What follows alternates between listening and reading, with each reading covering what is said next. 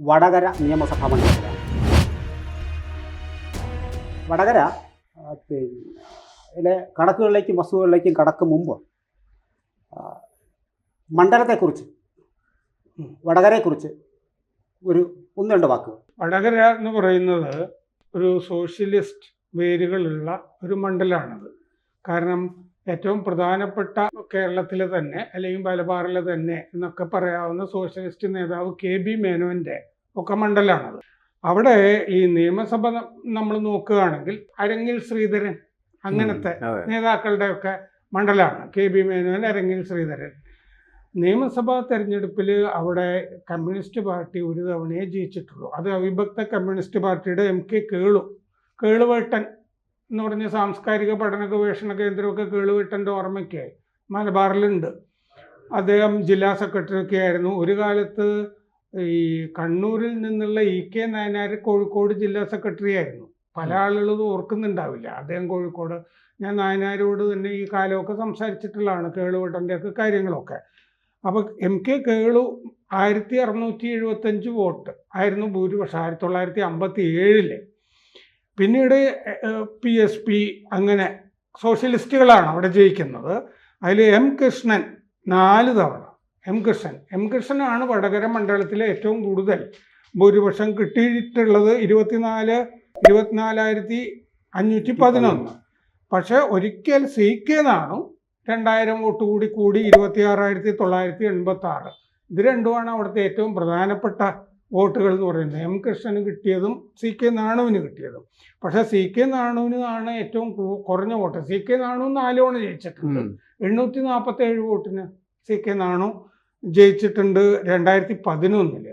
പിന്നെ ഈ വോട്ട് കുറഞ്ഞു വരുന്നതായിട്ട് കാണാം. അവിടുത്തെ ഭൂരിപക്ഷത്തിൻ്റെ CK നാണു അവസാനം ജയിച്ചത് 9,511. അതിനുശേഷം ഇത് KK രമയിലേക്ക് RMPൻ്റെ ഏക സീറ്റായിട്ട് പോകുന്നു. രമ പല കാരണങ്ങൾ കൊണ്ടും രമ അവിടെ 7,491 രമയുടെ ഭൂരിപക്ഷം. അപ്പോൾ ഇത് ഞാൻ വടകരയെ ഓർക്കുന്നത് K ചന്ദ്രശേഖരൻ്റെ ഒരു സ്ഥിരം മണ്ഡലമായിട്ടാണ്. സോഷ്യലിസ്റ്റ് നേതാവ്, മന്ത്രിയൊക്കെ ആയിരുന്നല്ലോ. അപ്പോൾ K ചന്ദ്രശേഖരൻ BLD ആയിട്ടും ജനതാ പാർട്ടിയായിട്ടും JD ആയിട്ടും ഒക്കെ നിന്നിട്ടുണ്ട് പലതവണ. അപ്പോൾ ചന്ദ്രശേഖരൻ്റെ ഒരു ഉറച്ച മണ്ഡലമായിരുന്നു. M കൃഷ്ണൻ അവിടെ 4 തവണ നിന്നു. ചന്ദ്രശേഖരൻ 5 തവണ നിയമസഭയിലേക്ക് അവിടെ നിന്ന് ജയിച്ചിട്ടുണ്ട്. ഒരു ചന്ദ്രശേഖരൻ്റെ ഒരു സ്ഥിരം മണ്ഡലം. പിന്നീട് CK നാണു 4 തവണ. സോഷ്യലിസ്റ്റുകൾക്ക് പേരുള്ളൊരു മണ്ഡലം. അതാണിപ്പോൾ KK രമയുടെ കയ്യിൽ വന്നിരിക്കുന്നത്. അപ്പോൾ KK രമയെ ജയിപ്പിക്കാനുള്ള ഒരു ഉത്തരവാദിത്വം അടുത്ത നിയമസഭാ തിരഞ്ഞെടുപ്പിൽ അത് ഷാഫി പറമ്പിലിന് കൂടിയുള്ളതാണ്. കാരണം ഷാഫി പറമ്പിൽ വന്നിട്ട് അവിടെ KK ശൈലജയെ അട്ടിമറിച്ചു. KK ശൈലജയുടെ തെരഞ്ഞെടുപ്പ് ചുമതല P ജയരാജനെയാണ് പാർട്ടി ഏൽപ്പിച്ചിരുന്നത്. അങ്ങനെ P ജയരാജനും കൂടി വേണമെങ്കിൽ ചീത്തപ്പേര് വന്നോട്ടെ എന്ന് കണ്ണൂരിലെ പാർട്ടി കരുതിയിട്ടാകാം അവിടെ KK ശൈലജയെയും തോൽപ്പിച്ചു. പിന്നെ മുസ്ലിം വോട്ടും തുടങ്ങിയ കാര്യങ്ങളും ഒക്കെ ഷാഫി പറമ്പിലിൻ്റെ കൂടെ നിന്നിട്ടുണ്ടാകാനുള്ള സാധ്യതയുണ്ട്. അപ്പോൾ ഈ KK രമ ഒരു വികാരമായിട്ട് നിൽക്കുന്ന മണ്ഡലമാണിപ്പോൾ വടകര, പ്രത്യേകിച്ച് TP ചന്ദ്രശേഖരൻ്റെ ഇഷ്യൂ ഒക്കെ ഉള്ളതുകൊണ്ട്. സർ, ഇനി ആ നിയമസഭാ മണ്ഡലത്തിൽ നമ്മൾ 2016-ലും 2021-ലുമുള്ള വോട്ടിംഗ് പെർസെൻറ്റേജസും ഒക്കെ ഒന്ന് പ്രേക്ഷകരുടെ അറിവിലേക്ക് വേണ്ടി വായിക്കാം. ടോട്ടൽ ഇലക്ടേഴ്സ് ഉണ്ടായിരുന്നത് 1,58,000 സംതിങ് ആയിരുന്നു 2016. അതിൽ 81.5% വോട്ടാണ് രേഖപ്പെടുത്തിയത്. അതിൽ നിന്നാണ് 49,211 നേടി CK നാണു വിജയിച്ചത്. അന്ന് അതിൻ്റെ മാർജിൻ എന്ന് പറയുന്നത് 9,511 ആയിരുന്നു. മനയത്ത് ചന്ദ്രൻ 2ാം സ്ഥാനത്തേക്ക് വന്നു, 39,700. അന്ന് KK രമ 20,000 പേരെ വോട്ടുകളാണ് രമയ്ക്ക് കിട്ടിയത്. വീണ്ടും 2021 വരുമ്പോൾ പെർസെൻറ്റേജ് വീണ്ടും 81.5 തന്നെയാണ്. പക്ഷേ KK രമ വിജയിക്കുന്നു. 7,491 വോട്ടുകൾക്കാണ് KK രമ വിജയിച്ചേർന്നത്. മനയത്ത് ചന്ദ്രൻ വീണ്ടും സെക്കൻഡ് പ്ലേസിലേക്ക് വരുന്നു. 57,602 വോട്ടാണ് എം രാജേഷ് കുമാർ BJPയുടെ, അദ്ദേഹം 10,000-ൽ പരം വോട്ടുകളാണ്. ഇതാണ് അവിടുത്തെ നിയമസഭാ കണക്കുകൾ 2016-ലെയും 2021-ലെയും. അത് വീണ്ടും വടകര ലോക്സഭാ മണ്ഡലത്തിൽ വെച്ച് നോക്കുമ്പോൾ 2019-ലും 2024-ലും വടകര നിയമസഭാ മണ്ഡലത്തിൽ പല മുന്നണികൾക്ക് കിട്ടിയ വോട്ടിംഗ് പെർസെൻറ്റേജ് കൂടി ഒന്ന് വായിക്കാം. അടുത്ത് UDFന് 54% വോട്ട് 19-ൽ ലഭിച്ചിരുന്നു. 71,162 വോട്ടായിരുന്നു. LDFന് 48,199 വോട്ടുകൾ കിട്ടിയിരുന്നു.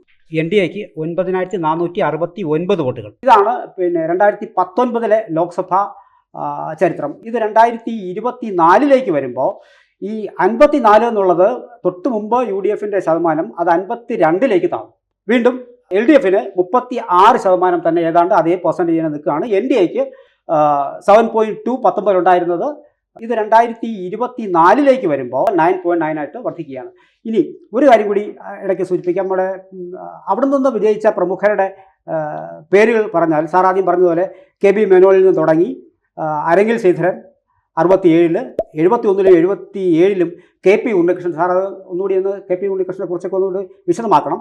1980-ൽ വീണ്ടും KP ഉണ്ണികൃഷ്ണൻ, പിന്നെ 91-ൽ, പിന്നെ 1996-ൽ O ഭരതൻ CPMൻ്റെ, 98-ൽ AK പ്രേമജം, വീണ്ടും P സതീദേവി, 2009-ൽ വീണ്ടും മുല്ലപ്പള്ളി, 2019-ൽ മുരളീധരൻ, 2024-ൽ ഷാഫി പറമ്പിൽ. ഇതാണ് ആ ഒരു പേരുകൾ.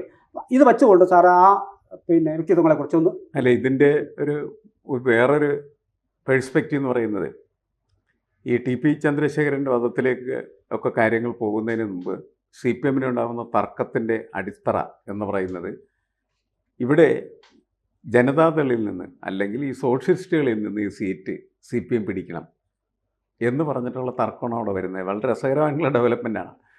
അങ്ങനെയാണ് യഥാർത്ഥത്തിൽ പിന്നെ പാർട്ടിക്കകത്തുള്ള പിണറായി VS പോരിൻ്റെയൊക്കെ ഭാഗമായിട്ട് വരികയും അവസാനം അത് TPയുടെ കൊലപാതകത്തിൽ എത്തിച്ചേരുകയും CPMന് ഒരിക്കൽ പോലും അവിടെ രക്ഷപ്പെടാൻ പറ്റാത്ത തരത്തിലുള്ള ഒരു വൈകാരിക മണ്ഡലം സൃഷ്ടിക്കപ്പെടുകയും ചെയ്യും. അതിപ്പോഴും നിലനിൽക്കുകയാണ് ചെയ്യുന്നത്. അതിനോടൊപ്പം തന്നെയാണ് എനിക്ക് തോന്നുന്നത് ഷാഫി പറമ്പിലൊക്കെ വന്നിട്ട് വടകരയിലെ ഈ മുസ്ലിം സമൂഹത്തെ മുഴുവനുമായിട്ട് CPMനെ എതിരാക്കുന്ന തരത്തിലേക്ക് മാറിത്തീർന്നിട്ടുണ്ട്. അതാണ് അതിൻ്റെ ഒരു വോട്ടിൻ്റെ അടിയൊഴുക്ക് എന്ന് പറയുന്നത്. ഇപ്പോൾ ഉണ്ണികൃഷ്ണൻ്റെ ഒരു മണ്ഡലമായിരുന്നു കുറേ കാലത്തേക്ക് ലോക്സഭാ മണ്ഡലം എന്ന നിലയിൽ. ലോക്സഭാ മണ്ഡലം വിടുക, നമ്മൾ നിയമസഭാ മണ്ഡലങ്ങളിലേക്ക് വരുന്ന സമയത്ത് കാരണം ലോക്സഭയിലേക്ക് KP ഉണ്ണികൃഷ്ണൻ ജയിച്ചിട്ടുണ്ട്, CPMന്റെ പ്രേമജൻ ജയിച്ചു, O ഭരതൻ ജയിച്ചിട്ടുണ്ട്, പലരും ഉണ്ട്. അതിപ്പോൾ അത് ബാക്കിയുള്ള അതിൻ്റെ നിയോജകമണ്ഡലങ്ങളുമായിട്ട് കൂടിച്ചേരുന്ന സമയത്ത് രൂപപ്പെടുന്ന ഒരു പൊളിറ്റിക്കൽ പൊസിഷനാണ് അത്. ശരി. പക്ഷേ നമ്മൾ അതല്ല, വടകരയ്ക്ക് ഇപ്പോൾ കേരള രാഷ്ട്രീയത്തിലുള്ള പ്രാധാന്യം KK രമ തന്നെയാണ്. ആ KK രമയിലേക്ക് അതെത്തുന്നത് എങ്ങനെയാണ് അതിൻ്റെ തുടക്കം എന്നുള്ളതാണ് ഞാൻ നേരത്തെ പറഞ്ഞു വെച്ചത്. അപ്പോൾ ഈ തിരഞ്ഞെടുപ്പിൽ എന്ത് മാറ്റമാണ് അതിനകത്ത് ഉണ്ടാകാം എന്ന് വേണമെങ്കിൽ നമുക്കൊന്ന് ആലോചിക്കാവുന്നതാണ്. CPM ആ സീറ്റ് ജനതാദളിൽ നിന്ന് ഏറ്റെടുക്കുമോ എന്നുള്ളതായിരിക്കണം ഒരു പുതിയ ഡെവലപ്മെൻറ്റ് ഉണ്ടെങ്കിൽ അത് മാത്രം ഉണ്ടാവും. അല്ലെങ്കിൽ പ്രത്യേകിച്ചൊന്നും അവിടെ സംഭവിക്കാൻ പോകുന്നില്ല. പഴയ പോലെ അതിൻ്റെ സ്റ്റാറ്റസ് കോ നിലനിൽക്കുകയും KK രമയ്ക്ക് തന്നെയാണ് അവിടെ വിജയസാധ്യത നമ്മൾ കാണുന്നത്. നമ്മളൊരു പ്രവചനമായിട്ട് പറയുന്നതല്ല, നിലനിൽക്കുന്ന ഡാറ്റ വെച്ച് പരിശോധിച്ചാൽ അങ്ങനെയായിരിക്കും. അതിനൊരു ഷിഫ്റ്റ് വരാൻ എന്തെങ്കിലും തരത്തിൽ ഷിഫ്റ്റ് ഉണ്ടാവണമെങ്കിലും അതുപോലെ വലിയ റിഫ്റ്റ് ആവണമെങ്കിലും രണ്ടും സംഭവിക്കാൻ സാധ്യത. അനുകൂലമായിട്ടുള്ള ഒരു മാറ്റമാണ് ഈ ഷാഫി പറമ്പിലൂടെ ചെന്നത്. അതെ അത് അങ്ങനെയാണ് സംഭവിച്ചത്. അത് കുറേ കൂടി സ്ട്രെങ്തൻ ചെയ്യുകയാണ് ചെയ്തത്. രമയ്ക്ക് അനുകൂലമായിട്ടുള്ള ഒരു അന്തരീക്ഷം, രാഷ്ട്രീയ അന്തരീക്ഷം ഈ ഷാഫി പറമ്പിൽ അവിടെ എത്തുന്നതോടെ കുറേ കൂടി ശക്തിപ്പെടുകയാണ് ചെയ്തിരിക്കുന്നത്. ഇനി അവിടെ അതിലൊരു മാറ്റം വരുന്നതാണ് നമ്മൾ നേരത്തെ പറഞ്ഞ പോലെ ഈ സീറ്റ് CPM ഏറ്റെടുക്കുക എന്നുള്ളത്. അങ്ങനെയും സംഭവിക്കാം. അങ്ങനെ സംഭവിച്ചാൽ വലിയ റിഫ്റ്റും ബഹളങ്ങളും കുഴപ്പങ്ങളൊക്കെ അവിടെ ഉണ്ടാകാനുള്ള സാധ്യത കൂടുതലായിട്ട് നമ്മൾ കാണുകയാണ് ചെയ്യുന്നത്. കാരണം ഇതിൻ്റെ ഒരു ഈ പാർട്ടിയുടെ ഒരു പ്രശ്നമുണ്ടല്ലേ, ഭയങ്കര കുടിപ്പക പോലെ ഇത് മാറുകയല്ലേ. അപ്പോൾ അത് വളരെ അക്രമോത്സവം കഴിഞ്ഞ തവണ അതിനകത്ത് കുറച്ചൊക്കെ ഉണ്ടായിരുന്നു. അത് ഇവർ തന്നെ മത്സരിക്കാൻ വന്നാൽ അത് കൂടുകയോ ഇല്ലെന്നൊക്കെ പറയാൻ പറ്റില്ല. പിന്നെ കാലം മാറുന്നതിനനുസരിച്ച് ഇതിൻ്റെ സ്വഭാവങ്ങളിലൊക്കെ മാറ്റം വരുന്നുണ്ട് എന്ന് മാത്രമേ ഉള്ളൂ. അപ്പോൾ CPM അവിടെ സ്ഥാനാർത്ഥിയായാൽ എന്തായിരിക്കും അതിന് സംഭവിക്കാൻ സാധ്യത? എനിക്ക് ഞാനൊരു നിർദ്ദേശം വെക്കാം പാർട്ടിയുടെ മുമ്പിൽ. ആ. അവിടെ മറ്റേ കെ രമയ്ക്കെതിരെ പി ജയരാജനെ സ്ഥാനാർത്ഥിയാക്കുക. അത് വളരെ രൂക്ഷമായിട്ടുള്ള എന്താണ്, പി ജയരാജനാണ് കൊലപാതകത്തിന്റെ പിന്നിൽ പ്രവർത്തിക്കുന്നതൊക്കെ അവർ പറഞ്ഞിട്ടുള്ളതല്ലേ ശരിക്കും പറഞ്ഞു? അല്ല, പി ജയരാജനെ നിർത്തി തോൽപ്പിക്കണം എന്ന് കണ്ണൂർ പാർട്ടിക്ക് ഉണ്ടെങ്കിൽ അങ്ങനെ ചെയ്യാം. അതിനും സാധ്യതയുണ്ട്. അതിനുള്ള സാധ്യതയുണ്ട്. അല്ല, പലതരം സാധ്യതകളുണ്ട്. അല്ല, അവിടെ ഒരു വ്യത്യസ്തമായിട്ടുള്ള ഒരു അന്തരീക്ഷം, രാഷ്ട്രീയ അന്തരീക്ഷം വരണമെങ്കിൽ ഈ CPM സ്ഥാനാർത്ഥി വരികയാണെങ്കിൽ മാത്രമാണ്. അല്ലെങ്കിൽ അത് അല്ല, CPM സ്ഥാനാർത്ഥി വരുമ്പോൾ ഞാൻ ഈ പറഞ്ഞ പോലുള്ള സ്ഥാനാർത്ഥി വേണമല്ലോ. എങ്കിലേ അത് ആ രീതിയിൽ അവസാനിക്കുള്ളൂ. അല്ലാതെ ഈ P മോഹനൻ അങ്ങനത്തെ സ്ഥാനാർത്ഥി കൊണ്ട് വല്ല കഥയുണ്ടോ? ഉണ്ടാവില്ല. ഈ കാരായിമാരോ അവരെ നിന്നിട്ട് കഥയൊന്നുമില്ലല്ലോ. സാർ, ഈ മണ്ഡലം പിന്നെ 57 ആണ് CPI അവിടെ ഉണ്ട്. അതിനുശേഷം പിന്നെ CPM വരയ്ക്കില്ല. CPM കടന്നു കയറാത്ത അപൂർവ പറഞ്ഞല്ലോ നമ്മള്. അതല്ല, അതിനെന്തെങ്കിലും പ്രത്യേക കാരണങ്ങൾ? അത് അങ്ങനെയല്ല. ഈ മണ്ഡലങ്ങൾ നമ്മൾ കൊടുക്കും, സഖ്യം വരികയാണല്ലോ.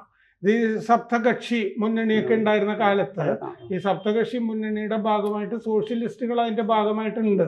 അപ്പോൾ സോഷ്യലിസ്റ്റുകൾ ഒരു സ്ഥലത്ത് വീതം വെച്ച് കൊടുക്കുകയാണല്ലോ. ഇപ്പോൾ എലത്തൂര് എന്ന് പറഞ്ഞാൽ ശശീന്ദ്രന് 80 വയസ്സൊക്കെ കഴിഞ്ഞു. എലത്തൂരിൽ ഇപ്പോഴും ശശീന്ദ്രൻ മത്സരിക്കണം എന്ന് അദ്ദേഹം ആവശ്യപ്പെടുന്നു. അവർക്ക് 2-3 സീറ്റ് ഉണ്ടാവും, ഇല്ലേ? കടന്നപ്പള്ളി രാമേന്ദ്രൻ. ഈ മുന്നണി രാഷ്ട്രീയത്തിന്റെ ചില പ്രത്യേക സവിശേഷതയാണ്. അല്ലാണ്ട് വേറെ പ്രത്യേകിച്ചൊന്നും അതിനകത്ത് കാണാനില്ല. അതെ, കാരണം അവിടെ ചിലപ്പോൾ കാര്യമായിട്ട് ആരും ഉണ്ടാവണമെന്നില്ല. ആരും ഉണ്ടാവില്ല. ശശീന്ദ്രന്റെ അവിടെയൊക്കെ മറ്റേ ഇവര് തന്നെ CPM തന്നെ എല്ലാം ചെയ്തു കൊടുക്കണം, അവിടെ കാശ് മുടക്കണം. അങ്ങനെയാണ് ഈ സംഗതി വരുന്നത്. ഇവരൊന്നും പിരിക്കാൻ പോയാൽ സാധനമൊന്നും കിട്ടുകയില്ല. ഏറ്റവും ഒടുവിലായി നടന്ന തദ്ദേശ സ്വയംഭരണ സ്ഥാപനങ്ങളിലേക്കുള്ള തെരഞ്ഞെടുപ്പിൽ ലഭിച്ച വോട്ട് വിഹിതം വച്ച് നോക്കിയാലും UDF തന്നെയാണ് മുൻതൂക്കം. അതായത് 46,333 വോട്ടുകൾ UDF ലഭിച്ചപ്പോൾ 38,339 വോട്ടുകൾ മാത്രമാണ് LDF ലഭിച്ചത്. വളരെ താഴെയാണ് BJP അല്ല, NDA വളരെ താഴെയാണ്, 7,978. ചുരുക്കത്തിൽ പിന്നെ വടകര ഇപ്പോഴും UDF മുൻതൂക്കമുള്ള മണ്ഡലമായി തന്നെ തുടരുകയാണ്. കൂടുതൽ വാർത്തകളും വിശേഷങ്ങളും നിങ്ങളിലേക്ക് എത്താൻ ABC മലയാളം സബ്സ്ക്രൈബ് ചെയ്യുക, ബെൽ ബട്ടണും അമർത്തുക.